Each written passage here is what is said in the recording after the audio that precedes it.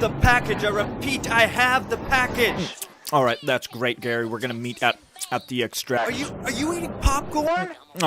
No, of course not. Where the hell's the... Wait, so where's the extraction team supposed to? Damn it, John! Hello, everybody. Those darn raccoons. I hope everybody's had a good week and ready to dig into these episodes of DS9. Welcome, Shieldwall. Hey, thanks for having me here. Getting ready to go over these 3 episodes. They were pretty fun to watch. I remember all of them from when they were on TV. So that's pretty cool. Yeah, so excited to get into it. We got 3 to go through tonight. And Mando. It is I. Hello. Yeah, these are some interesting episodes. For those of you in the chat who have no idea, I am not typically a Trekkie person. So all of this stuff is brand new to me. So if I look lost, it's because I am lost. So yeah, it's great. It's great. We're doing our thing today. We are alive. I'm alive. Yes, we're here. Yeah, we're all fine here. Thank you. How are you? Good. Yep. And Anthony Shadows, I think you're new in the chat. Welcome. What else we got here? Hi, Eraser. Eraser's here. Eraserhead, yeah. Thanks for putting those links in the chat, Eraserhead. Yes, absolutely. So just one thing real quick. There are 2 GoFundMe's in the description below. One is Matt, the Unattainable 73. He's just going through some medical things right now, and he needs some help. And the other one is Adam and Barbara. They're going through some financial trouble and could also use some help. But if you could at least share those out, get the word out, and if you could donate, it would be much appreciated. Thank you. But alrighty. So I think the first episode we got here is what is it? It is Soldiers of the Empire. The Empire. I love this movie. No, This, it's not that Empire though. kind of Yeah, goes more Klingon into Empire. Martok a little more, which is cool. Well, a very important thing happens at the end of this episode Yes. that involves Worf. Yes. So it's pretty cool. I know. I remember it kind of being a big deal, and people talking about it when the episode came out. Yeah. Yep. So let's dig in. Klingons love to fight for real, as they're training with real live weapons or sharp weapons. Yeah. So the show opens with Martok getting medical attention from Dr. Bashir. And he tells him it's because he turned off the holodeck safety protocols while he was sparring.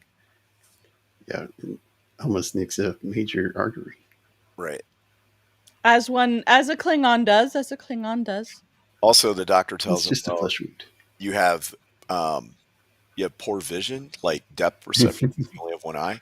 But Martok doesn't want an artificial eye for some reason. Makes him lesser. Right. It's like a Klingon thing.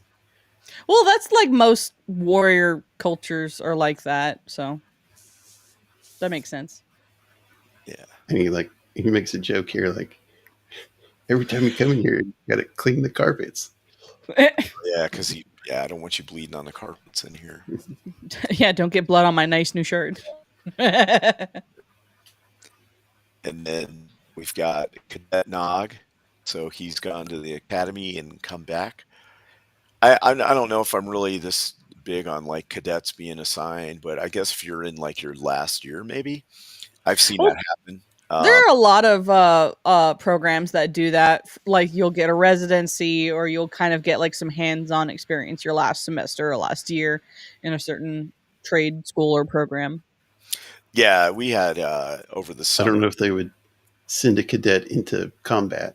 They wouldn't send him into combat, but doing stuff like this on a ship, Yeah, definitely. validating stuff and whatever, sure. Yeah, we used to get cadets on the base all the time over the summertime, and then you would take them around and show them different aspects. And a lot of times, they had an interest that they would say, like almost 90% of them was like, I want to be a pilot, but some would be like, I want to do maintenance or the hospital stuff or whatever. And then you would take them around and show them all that stuff. An idea of what it would be like. Basically, it's just a learning experience. But yeah, taking a cadet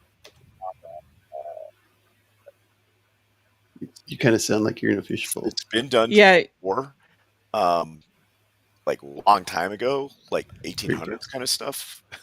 Yeah. But, that might be something that they would do. Mando understands this feeling. Yes. Yeah. Oh, yeah. He's like, excuse me, can I get by? I have no idea what you all are talking about. I am a very healthy 5'2.5". Emphasis on that half. Yeah. Hey, a half makes a big difference. It does. To be fair, I think these two actors are pretty tall. Oh yeah, Probably. that's why they cast them for their acting ability, but also for their height and stature. And they probably also have platform shoes on. Maybe a little bit. I know the Klingon shoes look kind of platformy. Yeah. But I don't think Michael Dorn needs platform. I think they're like, I don't think we should show the shoes. It looks a little That's weird. the other thing. You kind of don't have to. Yeah. So, yeah. Now, this is the part where they're talking about, we didn't want to tell or thank you for, helping me spar and all that. But what really happened is they were sparring each other for real. And that's how he got wounded. It wasn't in the holodeck. So they were kind of keeping that secret. Yeah. But he also asked him to be his second in command on his ship. Right. He has orders to go his first command after he got released from the Jem'Hadar prison that he'd been in for 2 years.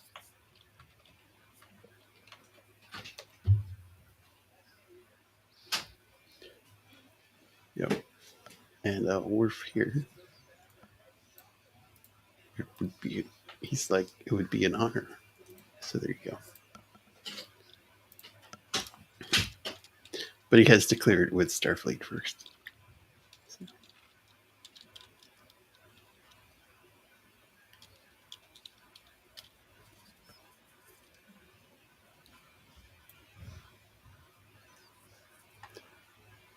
And this is funny. I was like, don't you understand, Sisko? He's a Klingon. He's going to be. He's been asked to be second in command. So, come on. I don't know if would you, Mando, would you want to spend? Would you want to be on a Klingon bird or warbird? Yes, I would. Yes. She wants to eat the gok. Yes. Not that. The other parts of the More like the warm- explosions and fire. yes, explosions and fire and warfare. Absolutely. She just wants the blood wine. Yeah. Yes. Get drunk on the blood wine. Yes.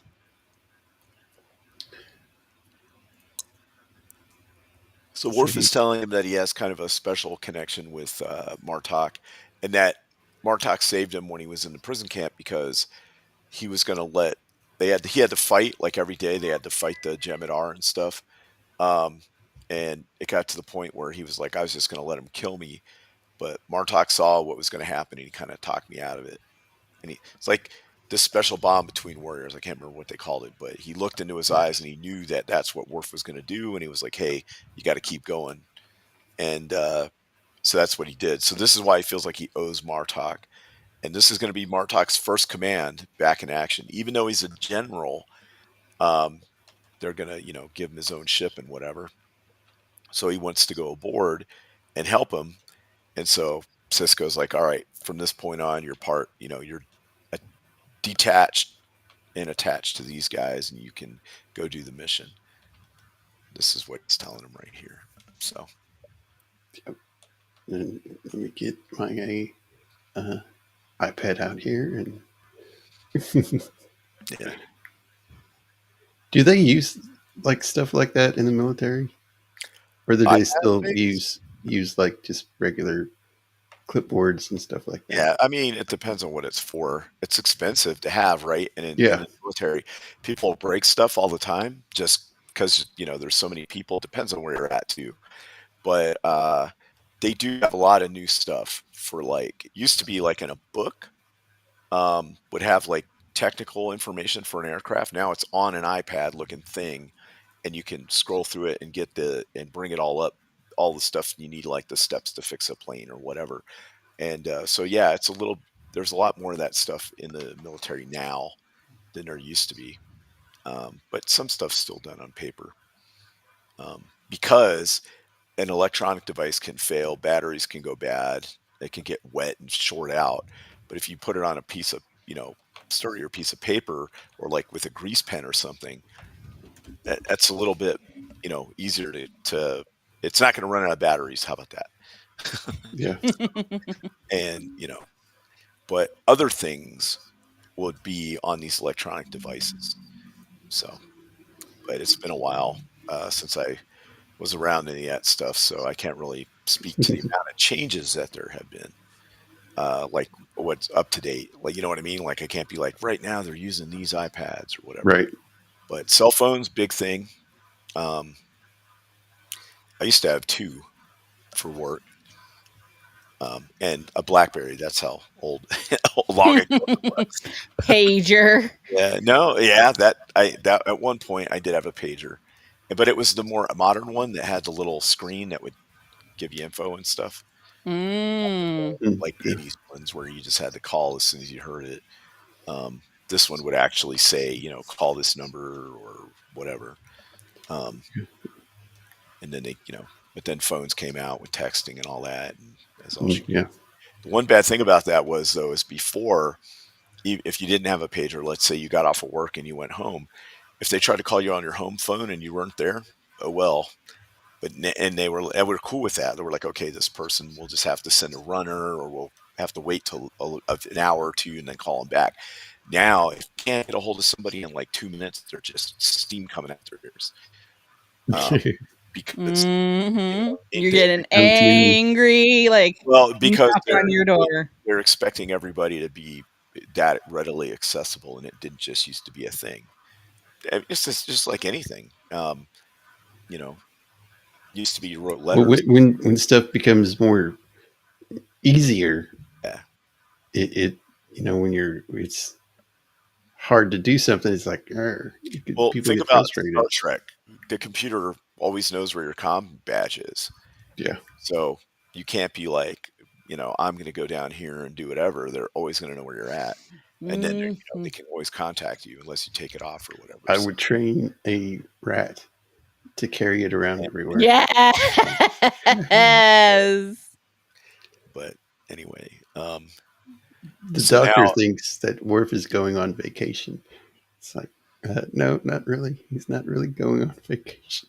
Yeah, because they're Jadzia and Worf are already like an item together. Mm-hmm. They're married, I think, aren't they? No, not yet. Does that happen? Nope. Okay. The wedding has not happened. Actually, he hasn't even asked her to marry him yet. That comes later. Yeah. Dun, dun, dun. Where she forces the issue on him. As most women have to. Well, in a way. So now he's all dressed up in his Klingon uniform, and he's going to go.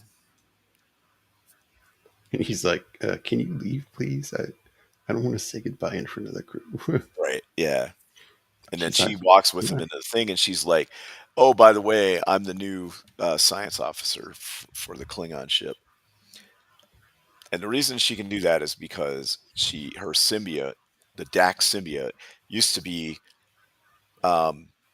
coupled with a guy called Curzon, who was an ambassador to the Klingon homeworld for like 30 years. So he knows the Dax symbiote knows all this stuff about Klingon culture, history.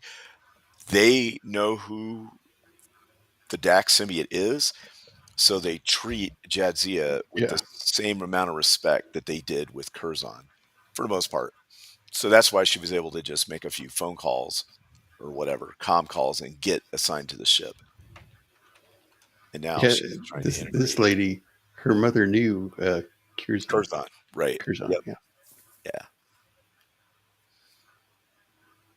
But the Dax symbiote is like 300 and something years old. Yeah. So Worf comes in and he's like, I am your new, what is it? What rank is it? He's the first officer. First officer, yeah. First officer. And I will, I'll follow the captain, but I advocate for the crew, is what he says. Then he asks for their order of battle. Yeah. Oh, yeah. And then he asks for their history of battle, and it's all just defeats and running away and whatever for like the past 7 months. Yeah.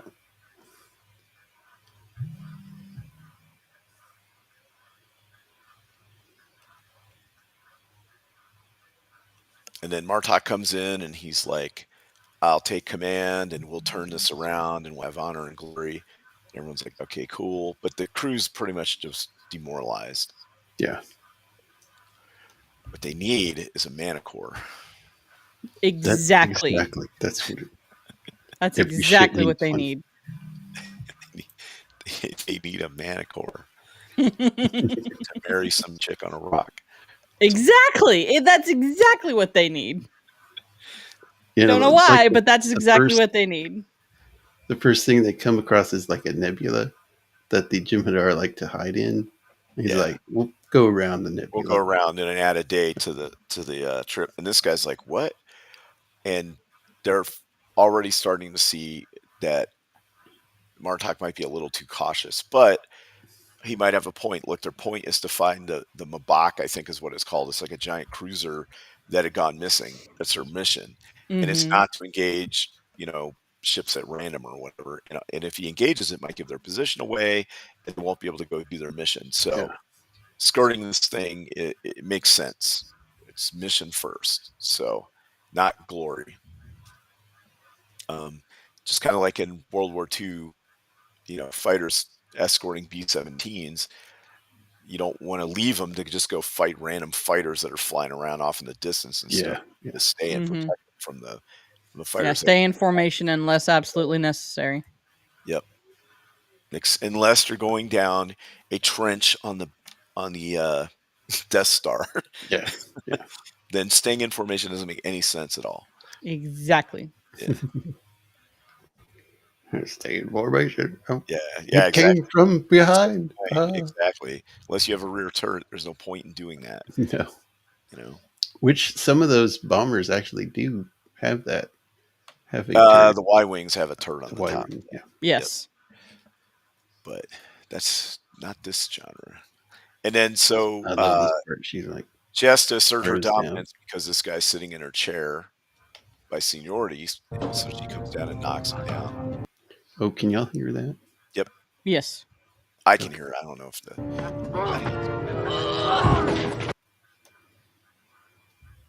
So she throws him down.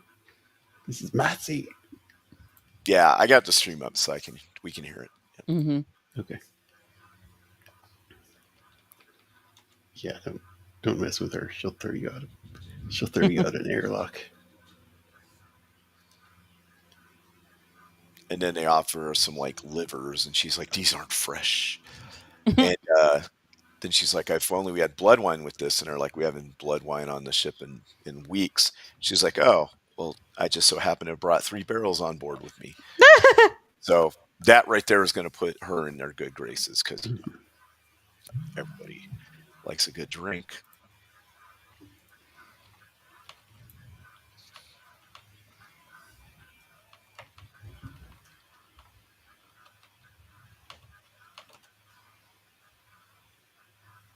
And then this guy, yeah. Go ahead. I was going to say this guy, he has Cardassian neck bones on his necklace. That's what those are. And he likes to talk about. I think at this point he's talking about fighting the Cardassians. They have honor and they're a worthy opponent, but the Jem'Hadar are not because they don't really fight for anything. They're bred and genetically engineered to fight, but they don't have honor. They don't have individuality or anything like that. So he likes fighting the Cardassians because they're a worthy foe. Yeah. And also talking about how, this ship, you'll see, it's not going to have any, luck or success. It's going to curse it or whatever. Well, in the navies of old, it would be because there's women on board. It's their fault. Well, I think the Klingons have always been kind of co-ed combat. Oh, yeah. All like back into history. And obviously this is far enough in the future where it's not an issue with the humans. Right. At all. And besides, Jadzia is a Trill. So that's completely different. I wonder, are they stronger than humans? Trill? I don't think so. About the same. Basically the same. What sets them apart is if they have a symbiote, they might have the knowledge they have. Yeah. Right, but there are some other differences there too. But I think they're completely 100% compatible with humans as far as like mating and stuff. Whereas I think with Klingons, they can, but it's not. You know what I mean? Like, right? Yeah, they might have to do sciencey stuff to make it work. Yeah. Yeah.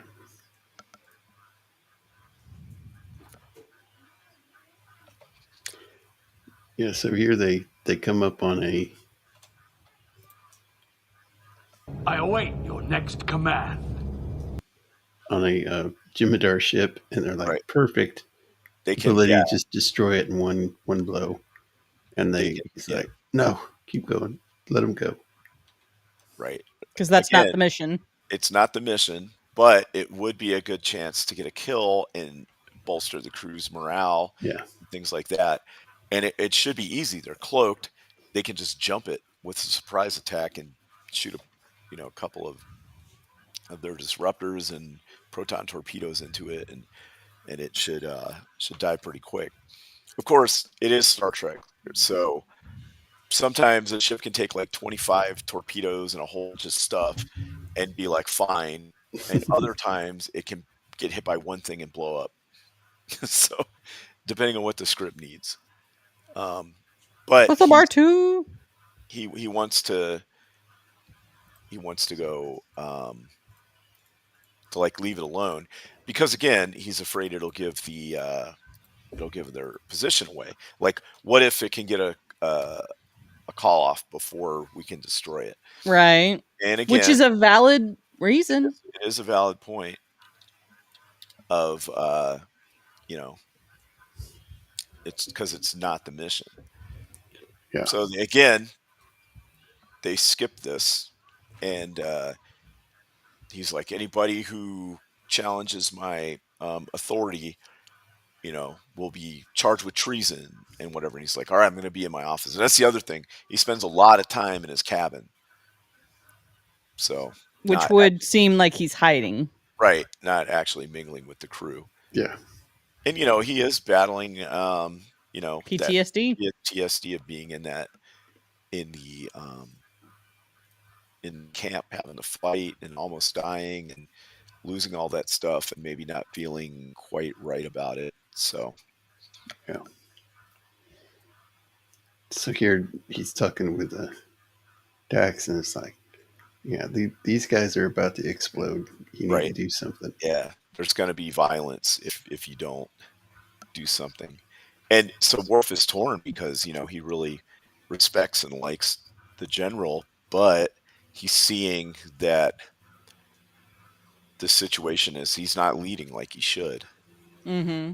And it's his responsibility as first officer basically to challenge him for leadership. In another militaries, they might be like, we'll have the doctor declare him unfit or something. But in this, the way that you do it is you have to challenge him to fight, and usually it's to the death. So if you kill him, then you can take his spot, kind of thing. But he explained to Sisko earlier, or maybe it was Dax talking to the doctor about how when he was like, oh, you're going to be on the ship, or talking about Worf on the ship. And there's specific, you just can't be like, I don't like what you're doing, I'm going to challenge you. There's specific ways of doing it. There's certain things that have to happen. You just can't willy-nilly do it. So, but Martok is quickly getting to the point where it would be acceptable for that to happen. Yeah, this guy doesn't know when to shut up. Yeah. Well, he's an older person on the crew, an older warrior, and he's got these backbones, so he's seen a lot of battles, so they respect what he says. But he's also like, hey, this is kind of, not good, and we need to, we should have victories, and the ship is kind of cursed, and he's almost calling Martok a coward.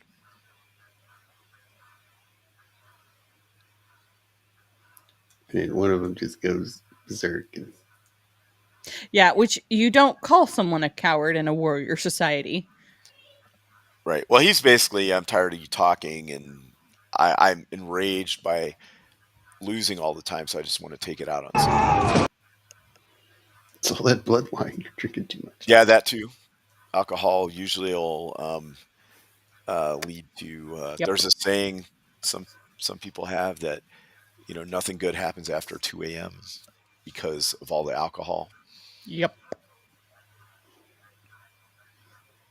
So she does break it up, but she gets a little banged up in the process. And she got some blood on her shirt. Oh, that guy. Yeah, blood. No, it's not her blood. It's his blood. And apparently their blood isn't like Pepto-Bismol or whatever it was. Like no. Yeah, when I saw that, I was like, it's kind of dumb. Is that Pepto-Bismol? Yeah. Pepto-Bismol? The reason at least they don't need to take that. The reason I wouldn't have done that is because then it makes every other Klingon in anything Star Trek has to have that blood. Or it validates the movie as non-canon. Mm-hmm. So I would have just left it at regular blood. Yeah, I think the Romulans and the Vulcans are green. are green. Yeah. And they've shown that, and it's been consistent throughout the show. Yep. Every time you see a Romulan or a Vulcan bleed, it's green, like a darker green. Yeah. Not And the what are the blue people with the Tellarites? yeah, no, the Tellarite aren't the Tellarites little like pig looking dudes? Oh yeah, that's right. Yeah. I'm trying to think what they got the antennas, right? Blue Yeah. skin, white I think hair. they have blue. They have blood. blue blood. Yeah, their blood is blue. What are those guys called? Shran. The yeah. Yeah, Shran is one of them. Yeah. Why is I this can't remember. what they're called? You can Andorian. Andorian, that's it. Yep. So she tells Worf, if you don't like seeing blood on my uniform, well, you're about to see blood on the floor. So,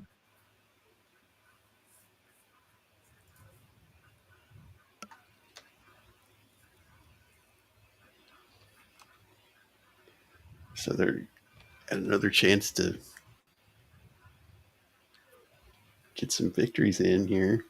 Now, when they had Rescue the crew. discussion, right, this is where she tells her, "Hey, when this goes south, I'll protect you, and I have like people that will side with you or whatever." And she says, like, just get behind me when the fighting starts, and it will start, is what she's telling her.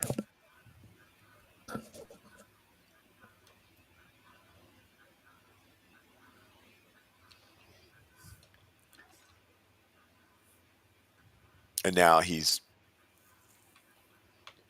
Worf starts to push back a little bit. It's like, have they discovered the ship yet? Yeah, this is where they discover the ship. Okay, I don't think we might have passed it where it was on screen. Yeah.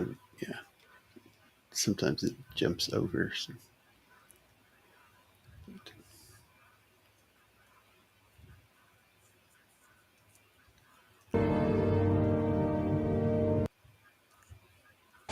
I can feel it.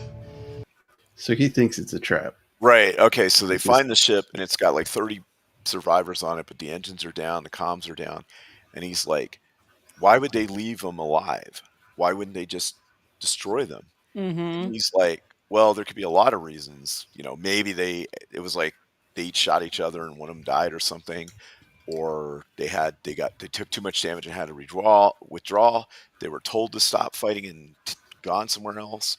But he's like, no, it's a trap. If we go, and it was also so there is a treaty at this point between What's up, Raiders? the Federation and the Dominion, and so there's a border, and if they cross that border, it'll cause a problem. So it's kind of like a hot Cold War kind of deal. Hey, Yarny, what's up? So that's why he said he didn't want to. The ship had drifted across the border. That's why he said he didn't want to go in there. But if they're already like attacking ships and stuff, then what the hell? What does a border mean? Yeah, right. It's kind of weird. But that was his orders were not to cross it.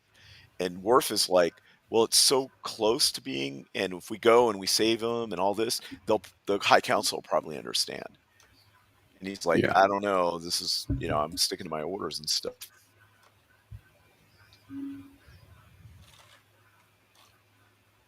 He's like, don't question my orders. Right. But and so I was with him on the, hey, that's not the mission. That's not the mission. Don't, sneak attack these other ships and give your position away. But now that they're here, they can see what their mission is. There's sensors are saying there's a ship over there that needs help. Now he needs to, that's the mission is clear. Save those people. So that's what he should do. And now it's up to Worf to challenge him. He doesn't really have a choice. So Worf orders that they are going to rescue the crew. Right, that they're going to rescue the crew.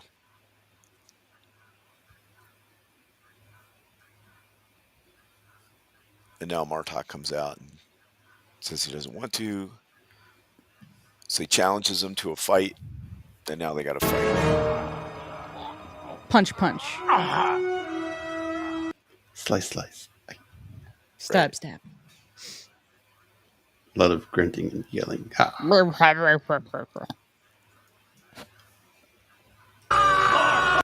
So Martok wins, which And yeah, Martok stabs him in the chest and he wins.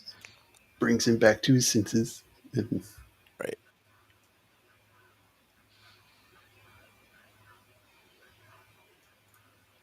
they go rescue the crew. And they sing like this war song thing. And they tried doing it earlier in the episode. Worf started doing it, but they really weren't feeling it. But now they are, so they're back to their warrior spirit.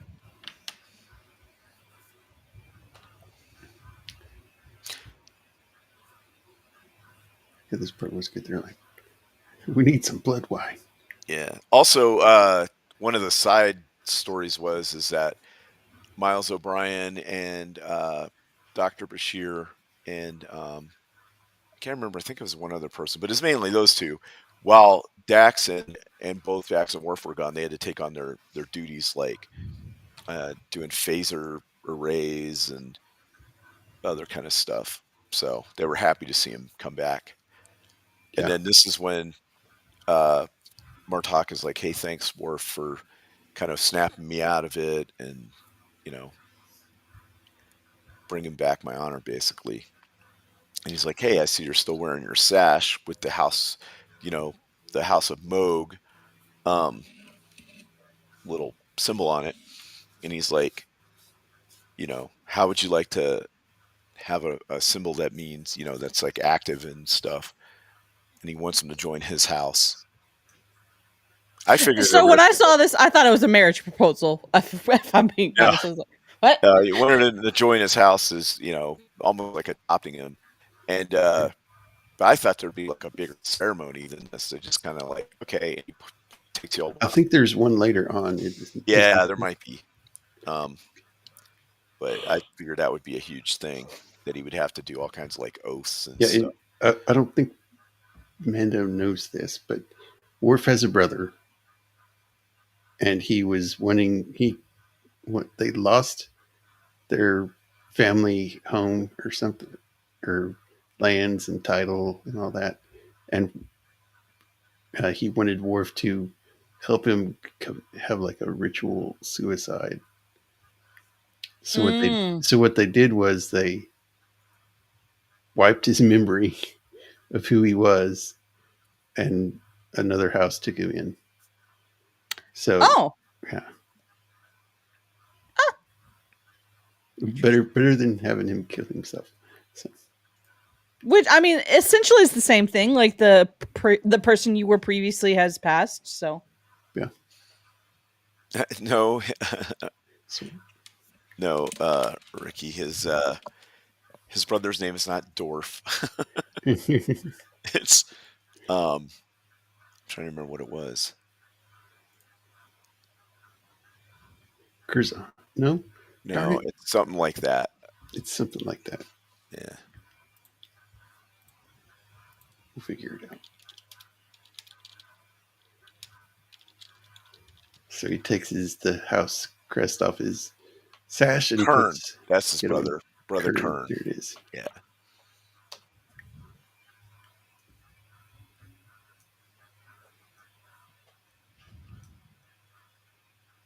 And so now they're, part of the same house. Yeah, Amanda was thinking they're like dwarves that you can't tell the males and females apart. I mean, can you really? Like, one has long hair, one doesn't, and they're both boys. Well,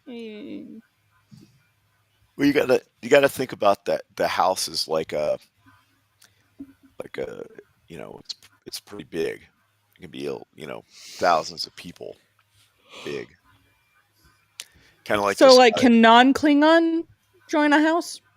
Well, maybe if they ask you to join and they want you to, and you go through the ceremony and stuff. Hmm. It's kind of like being from one of the Scottish clans or something. Ah. Right. So that was that episode. Good episode. Next Honor. is what's the next one? A Call to Arms is the next one. It's Mhm. season 5, episode 26. 26, which is the end of the season. Yep. Season finale episode. And yeah, this is where the Dominion War really picks up. It also has some side character stuff going on that's pretty important too. Yep.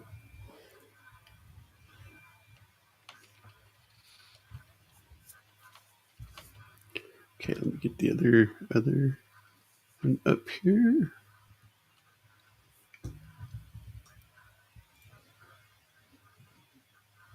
There it is.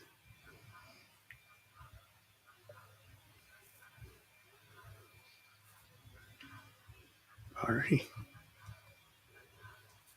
Yeah, this is kind of funny how it started off. Rom is getting married. Right. Aw. Rom is planning his wedding and they're picking out a wedding dress. The problem is that in Ferengi culture, women normally don't speak in public and they're naked. They can't wear clothes. Ah. Yeah, it's super Yeah. weird, but that's what they do, like all the time, anywhere they go. So one of the subplots of the whole Quark and Rom family is that their mother is like a rebellious feminist that wears clothes and Yeah. steals money. Imagine being a feminist and being Yeah. one to wear clothes. Clothes and manage her own money. Gas. So they're not allowed to do The that. 20s. The 20s. So right now they're having a situation where they showed a picture of one and it's like she's got like a bikini top with like a loincloth or whatever, and he's like, I don't know, that's still, she's like, that's not enough clothing, and he's like, yeah, but you got the like the two handkerchiefs. And so they've gone through like 135 wedding dresses and she doesn't like any of them and he doesn't like the ones that she likes, and that's what he's saying is like too many layers. too many layers, yeah, all this kind of stuff. So Garrick is like, or what's her name, the Garrick's girlfriend here, she's like, well, why don't you make their dress for him, Garrick, and just kind of, you'll do a good job. And they're like, yeah, I guess we'll do that. Right here, Garrick looks very impatient and like, I'm about to light someone on fire. Is that face? Exactly. Well, they've gone through 136. Their wedding is in 2 weeks. Ah. Well, it's the future. They can just replicate stuff. So it's not like nowadays where if your wedding was in 2 weeks and you still hadn't picked out your dress, you're unless you were a billionaire, you were totally screwed. No, that'd be like a bajillionaire. Now, I'm sure if you had enough money, you could jump to the head of the line. You could make your own company. And then and now Quark is talking to him about he asked Quark, what does he think of the dress? He says, I don't want to think about it. Yeah, I don't want to think about it. Yeah, exactly. I don't think a marriage where the woman is allowed to speak and wear clothing is going to be a good one. It's going to be a good one. Yeah, exactly. Hey, it's the Ferengi culture. It's, they are a little pervy. Yeah. Mm-hmm. Mm-hmm. Mm-hmm. This is why I'm not a Ferengi. Also, they want to ask Captain Sisko to do the marriage because he's a captain. He can do it, right? Because he's like the captain of a ship, but also because he's the emissary. So Lita, who's Bajoran, it's a big deal to her. And this is where they're watching yet another convoy of Dominion ships through the wormhole. And so every couple of weeks, another convoy will come through, and it's just bolstering the troops and equipment and everything that's coming. And they're like, we need to put a stop to this. Because they have a treaty because the Cardassians joined the Dominion. They have a treaty with the Dominion. And now the Dominion is also running around collecting non-aggression packs from all kinds of people. Yeah. Which makes sense when you are preparing for full-scale warfare. Right. Exactly. I mean, if you played any kind of RTS, 4 times RTS or whatever, where you have to manage a country, one of the first things you do is try to get non-aggression packs with all the other ones so they won't attack you. Yep. So you can attack all the other ones that. Well, right. Until you can build up strong enough to where you're undefeatable, and then you just go kill them all. Yep. Yeah. Plus, they're ones that's that are, exactly how warfare happens. have cool, trade that are profitable trade. You make the non-aggression pack, then you make a trade thing, and then you make also an science exchange with them, so that you can increase your research. And then if you have a really good partner like that and are not really belligerent, then you just leave them alone. Also, if they're pretty small and weak, so they won't eventually become a threat to you, then you leave those ones alone and go after the other ones.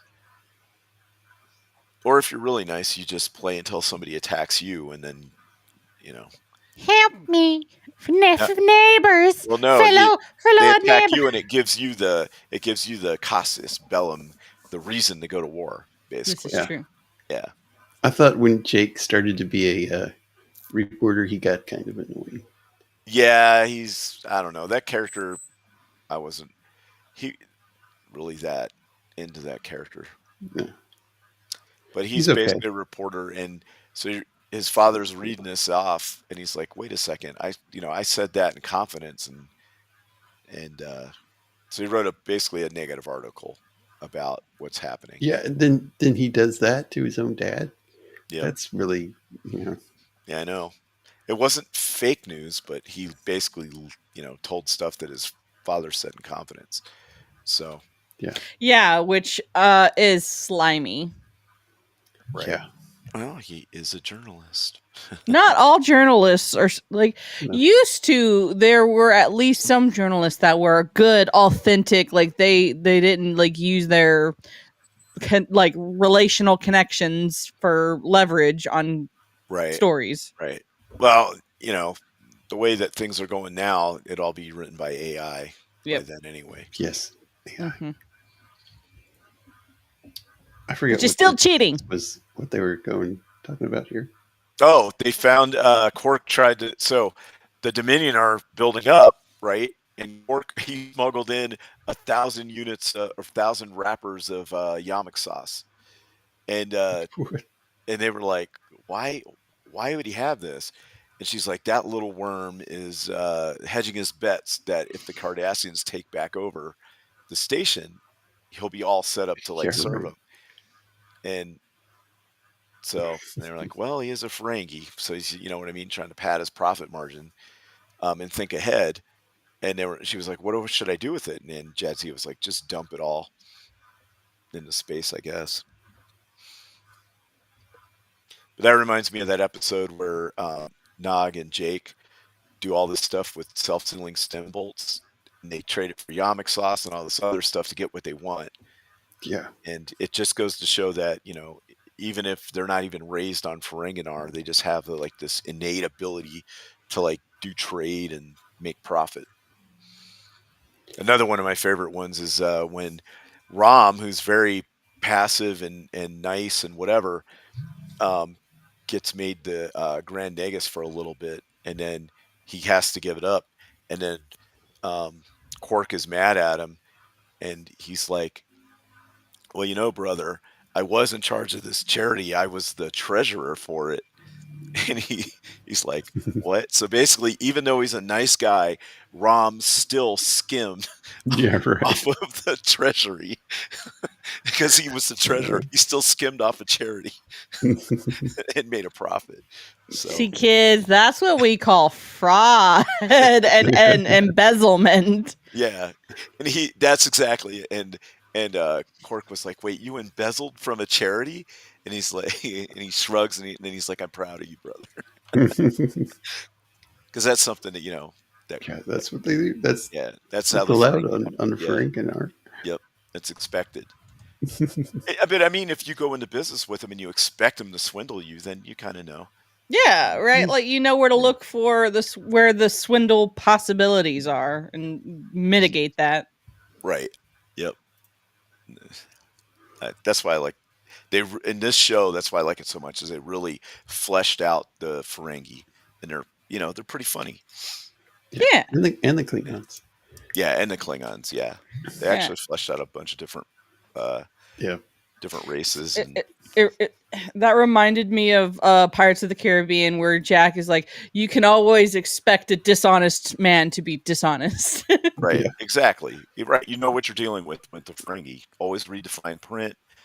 And even then they're going to find some way to give nothing back. Right. But they also operate within a set of rules, though, right? Yeah, They're not pirates. It's still Even pirates had rules. Right. No, they're more like guidelines for pirates. So. Yeah.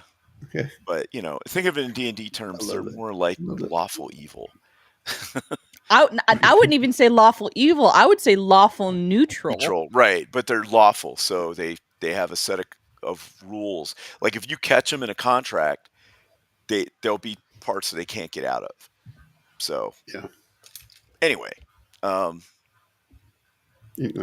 so they're talking about all these convoys of Dominion ships coming through, and they need to stop it. And they're like, "Hey, we got to stop this. I want to mine the We're going to stop this. Yeah, I want to mine the entrance of the wormhole. Yeah, we're going to mine. So they got to figure out how to do it. And then bad things happen. And then more bad things happen.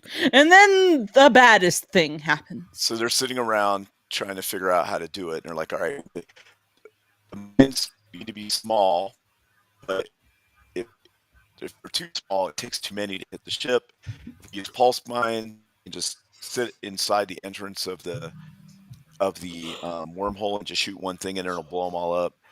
And they were like, okay. They're trying to figure out how to do it. And Rom is also supposed to help him, but he's also worried about his marriage coming up. So he's like, I don't have enough room in my apartment. I forgot to put in for new quarters. Lita has all these clothes. Where's she going to put them? And then he's like, what about replicating mines? And they're like, what? And he's like, yeah, self-replicating mines that are cloaked. And then they're like, wait a second, what did you say? And he's like, oh, and he's, what about the wedding dress and all this other stuff? And I forgot, this and that. And so through the whole thing, he comes up with the idea of they're cloaked, self-replicating mines that can maneuver. So they'll be able to swarm a ship. 12 to a ship, just 12, take it out. Yeah, then take them out. And since they're self-replicating, if you try to destroy them, the ones next to them will replicate more. So they decide to go work on that. But basically it was Rom's idea. And they're dumbfounded. He's figured that out. Well, that's because he's a very good engineer. He's smart. Yeah, he's smart. He's also worried about, because he's been married before and his wife stole all of his money and left. He used to have a decent savings for a Ferengi, but she cleaned him out and left him with nothing but nog. Ah, what a woman. Yeah. Yeah, and so, of course, the Dominion get wind of it, and they send Wei Yun, right? Wei Yun. Right. They send Wei Yun to meet with them and be like, hey, you got to stop mining the entrance to the wormhole. So I probably missed it, but do they explain how the Dominion got wind of this? They have, obviously they've got spies on there, okay. Or you could just, you know what I mean, spies on the thing. I mean, there's so many people that go through Deep Space Nine that they could easily just have spies go through there. And makes sense. I just didn't remember if they had explained it, and I was like, wait a second, why do they know all of a sudden? So this is funny. They're like, Kira and Odo are like, maybe we should put our relationship on hold for a while so we don't have to worry about it. And Yeah, she's they've like, been in this whole will uh, they won't they kind of so thing. Wow. all we have to worry about are mining the wormhole and Dominion attack, and we're fine now. Yep. He was like, I was going to ask you out to dinner, but I've decided not to because, we don't need the distraction. She's like, oh, okay, good. I mean, I guess for me personally, I don't understand, but I also understand. Like, I as just a person, like, if I make plans to go eat somewhere, like, if it was supposed to be a date beforehand, like, I get that you kind of want to cancel the date aspect of it, but I want food. Like, hold on a second, let's go as friends now. Like, this doesn't have to be extra, but I want food. Yes. That's how I'd be. I'd be like, wait, can we still like go We still to get eat? food. I'm I hungry. I want food. Like, especially if Right. you were going to pay for it. Like, I am out of a free meal now. And Odo doesn't eat. So Oh, so yeah, he was going to pay for So- her meal. I'd be like, nah, brah, I want my free meal. I don't care what's going on between us. I think all their food is free anyway, Oh, well, never mind then. unless they're eating at Quarks or something. But you know what? I think they start mining the wormhole, and then they show up. Is that how it happens? yes, that's what happens. They start doing okay. it, right, so they can kind of see them do it. It's going to take them like a while to do it. And so Aeon comes in and he's all like, oh, let's be friends. And we're going to, all of our friends and the Cardassians. And he's like, well, why do you keep sending convoys through? And he's like, well, it's not us, it's the Cardassians. Their planet was a little more messed up with the Klingon War than they We like thought to it was. admit. Yeah, And, right. Sure. children are Ahoy, starving. friend. Yeah. Hey, Roman. Children are starving in the streets, and we got to send them food, and it's a compassionate thing to do. Like, I would want, I wouldn't really keep sending them through, but we have to because the Cardassians are part of the Dominion, so Cardassian problems become our problems. That's just because we're so nice and peaceful. And Sisko's like, I see, okay. And he's like, well, let me call the Federation and ask them about it. And he's like, yeah, I'll go back and talk to the founders personally. And then, because once he said no, Sisko